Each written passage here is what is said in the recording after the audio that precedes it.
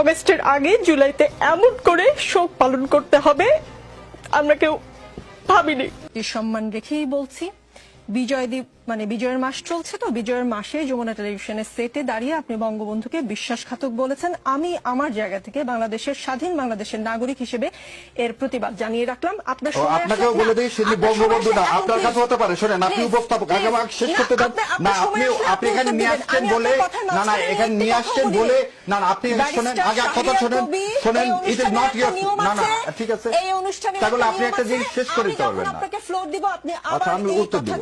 ঠিক আছে, ঠিক আছে। এই অনুষ্ঠান কিভাবে চলবে সেটা আমি না, এটা বলবেন না, এটা স্বৈরাচারী কায়দা, এটা স্বৈরাচারী। আমরা আমন্ত্রিত অতিথি মানে হচ্ছে ভগবান, ভগবানকে আপনাকে সম্মান করতে হবে। আপনি এই কথা আগেও বলছেন একদিন। আপনার অনুষ্ঠান বলে কিছু নাই। না, আপনার অনুষ্ঠানে আমি আসিনি।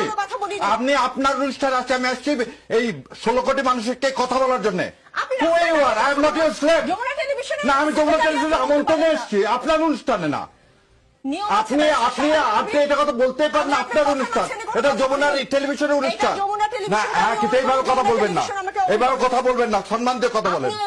আমি আপনাকে যথেষ্ট সম্মান দিয়ে কথা বলছি, সম্মান দিয়ে কথা বলতেছি।